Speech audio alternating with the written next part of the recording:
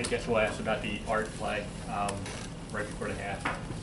Hindsight being 20/20. I mean, first off, what was your thought process on before that play, and then hindsight being 20/20, what you had it back? Well, yeah. I mean, I think as Tom Coughlin used to say, the bad play calls are the ones that don't work. So there's about 70 of them the other day, and that's one of them. And we had moved the ball in the 2-minute mode, kind of drive before ball bounces off one of our guys' hands and gets picked, and and then we were moving it again, there at the end of the half. So kind of just stayed in that mode in terms of calling it. I thought we would offer some resistance to the end that would have helped, but obviously in hindsight, it's you just I guess run the ball and get out of there. We would have had to block the end on the run too, but so yeah, I mean obviously not looking to try to get the guy hurt. I mean that was like priority going in there. Obviously 97 is probably the best defensive player in the country, and 2 is not exactly any slouch. So it was going to be a difficult challenge all day. And it was a priority for us, and so yeah, I think obviously you look at it, what we're going to get out of it. Probably a mistake. You won't face a defensive front that good again this season, but is there concern about the blocking overall? I mean, even Texas State was getting some pressure on our. Yeah, I mean, we've always, even the 3 years we did the offense before, I think we were second, and I think it was 7th or 8th that last year in a way in terms of sacks allowed. We had a whole new line, and I think Purdue actually took half of them. But that's always a priority of this offense, is to keep the quarterback clean.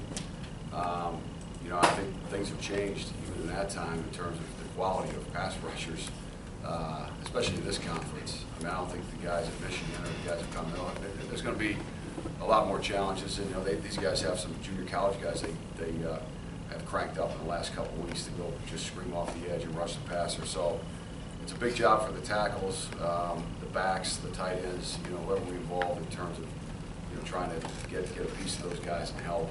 But we certainly can't get the guy hit, like he's been hit the last couple of weeks. He's tough as nails, and he's gonna hang in there and try to make the plays work. But I think he's learned too. I think he did a better job as the Texas State went on a little bit last week in terms of just getting the ball out a little bit quicker.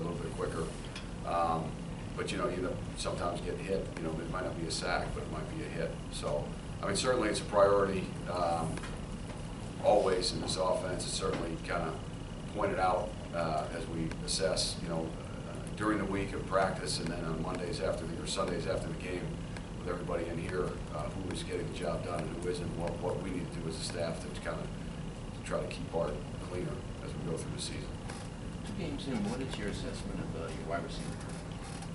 Well, I mean, they didn't get a whole lot done the other day. A lot of that had to do with, we went to. The game, they get up a couple scores, they realize we're having trouble handling their front, and they kind of just went to pretty much a heavy coverage mode. I mean, they mixed in some man coverage, but for the most part, they played a lot of cover 2, which they really hadn't played a whole lot of. But, I know Greg had that. It hadn't shown up much, but I think they just figured they could handle our front, and we weren't going to really be able to, we're not going to hit any shots against that coverage. You're going to have to hold the ball a little bit if you want to push the ball down the field. And so, but, you need to make kind of those quick plays just to kind of maybe soften them up and get them out of that coverage, or we really didn't do anything about it. And then when they played man, they covered us up pretty good as well. So we said it going in, they're young guys that have not have a lot of experience.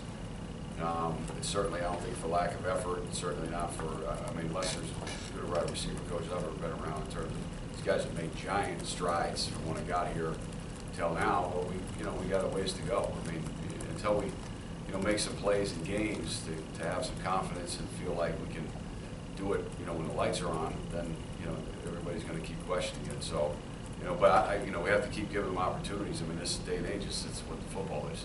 Receivers and tight ends have to make plays down the field. I mean, I thought that interception should have been caught.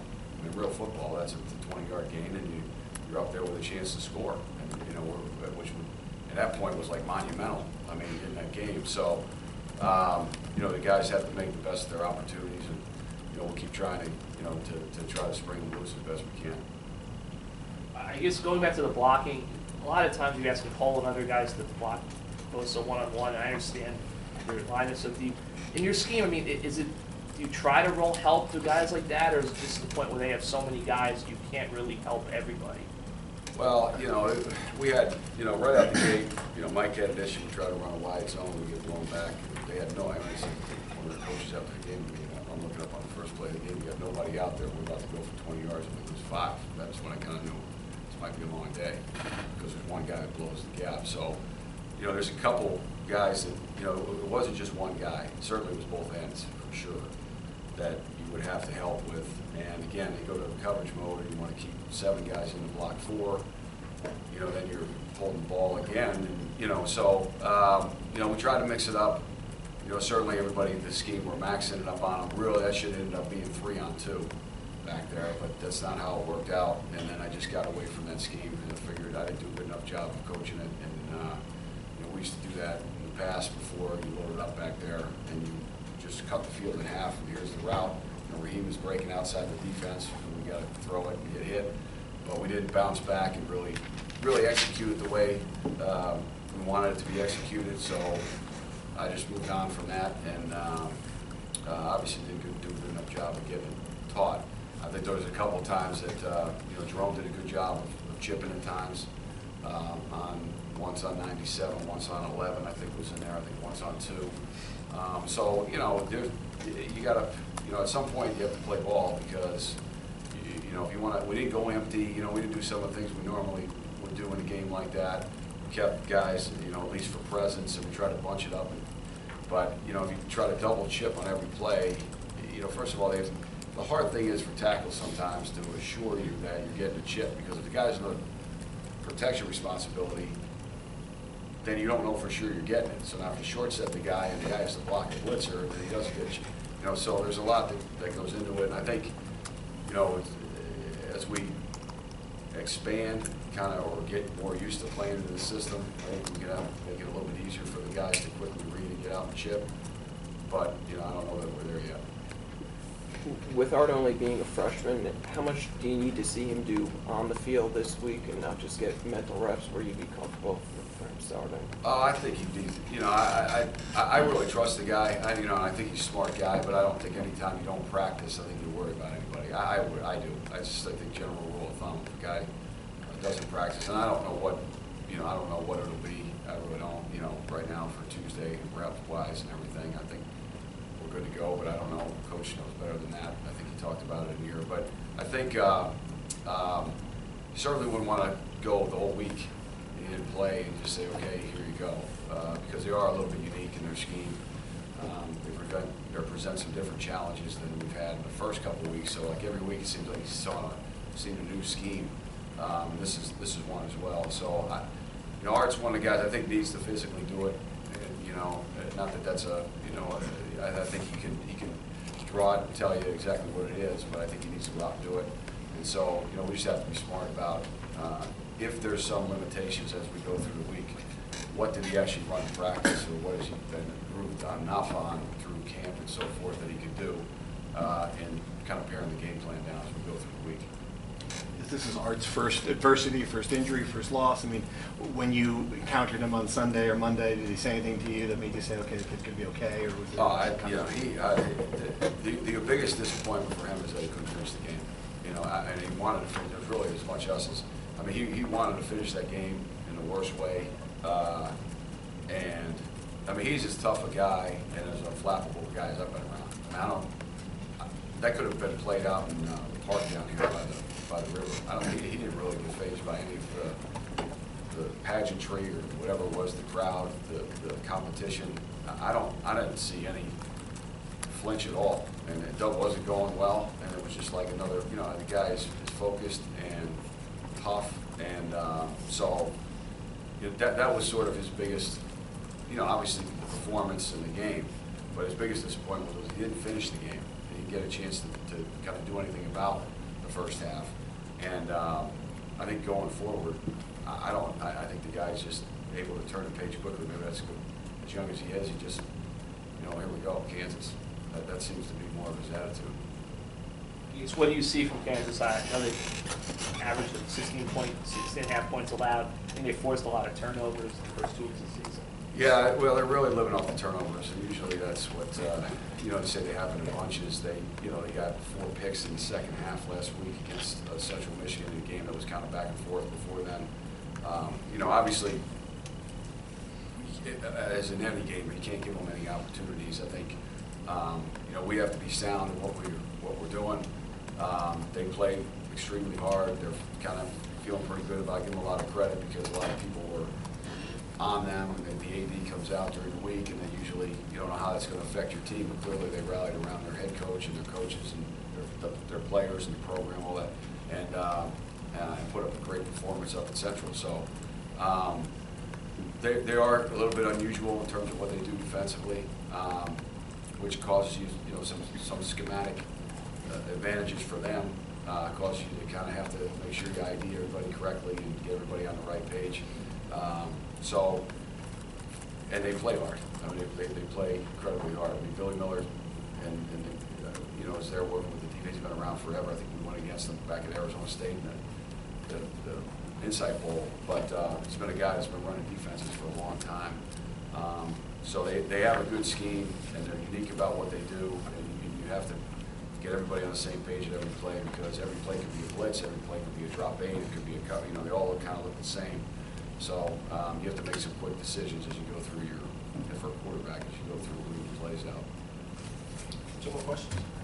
We spend so much time focusing on the quarterback, but what about the run game? Are you pleased with the overall results? Disappointed? And not just the running backs, but like the blocking up front too. Well, I was disappointed the way we started the game. I thought it was awful. And we turned some guys loose in the run game, but there's really no excuse for it other than we didn't coach it well enough and they didn't perform well enough, however you want to say it. But as we got kind of settled in the second half, and at some point they put some guys in, and they're still pretty good. But guys were able to run the ball, and we were able to give them some cracks. But I just thought the way we started the game, we didn't give ourselves a chance in the run game. And then all of a sudden you're sitting there looking, going, well, what are we doing? How we can't? And so that aspect was disappointing. I was glad to see that we kind of were able to work some issues out after the first quarter or so and get some runs going. And then all of a sudden you're kind of weighing the score there, like what mode do we want to be in. But I think I like where we're going. I think Greg, we try to do some different things in the run game, especially early, to present some different looks for them and get them moving around, which we were able to do. We just didn't execute the run. So either I asked too much, or we didn't get it taught, or we didn't just get it. We were, whatever it was. That disappointed me. I thought the whole first quarter we were out of whack in one game, and then we finally got it back on track. But by then you're staring at a big deficit. So you mentioned Greg. I saw the quote. He said that it was a pro-style offense. And it was a complimentary after the game. But did he give you any words of advice and say that keep at it, or like it's pretty good? No, he actually, yeah. He, obviously we've known each other since I was in college, so we've known each other a long time. And did say, more or less say, this is night and day. You got to keep doing what you've been doing. It's going to give you a chance to.